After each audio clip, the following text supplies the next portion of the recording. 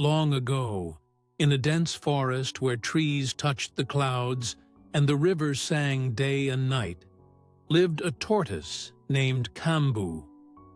He was slow, quiet, and always at the back of the crowd.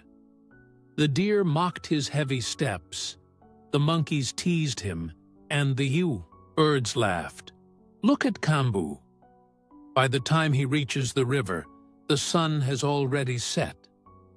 Kambu lowered his head and never replied, but deep inside, every insult cut his heart.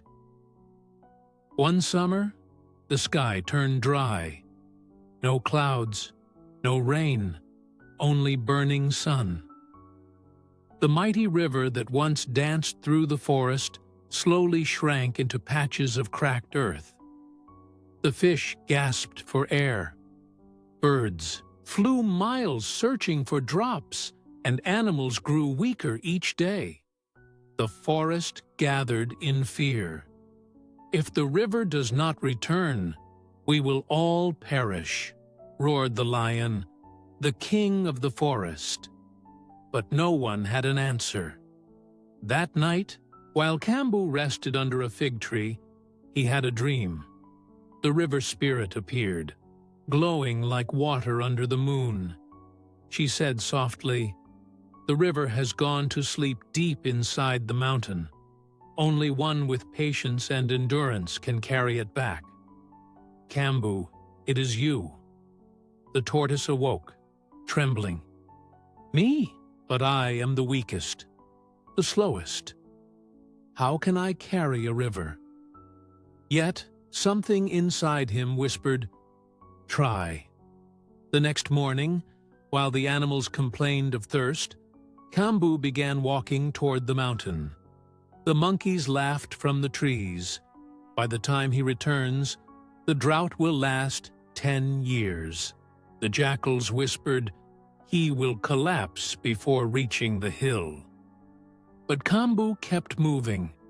Step after step, inch after inch, he crawled across burning rocks, through thorny bushes, under the merciless sun.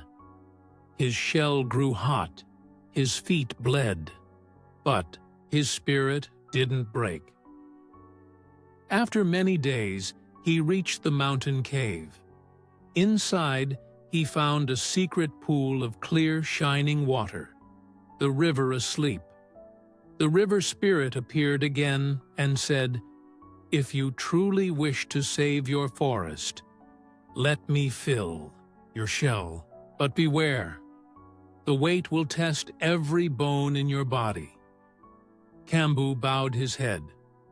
"For my forest, I will endure." The water poured into his shell. He staggered under the weight, heavier than any burden he had ever known. But he began the long return journey. The road back was cruel. Each step felt like carrying a mountain. The jackals saw him and sneered, "Let's flip him and drink his water." They rushed forward, but Kambu hid inside his shell until they left. He crossed thorn fields, nearly collapsing from exhaustion. At night, he could barely keep his eyes open, but the thought of the thirsty fish and crying baby birds gave him strength.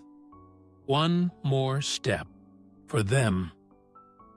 One more step, he whispered.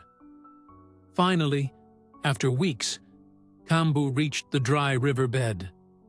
His legs shook, and with one last effort, he collapsed.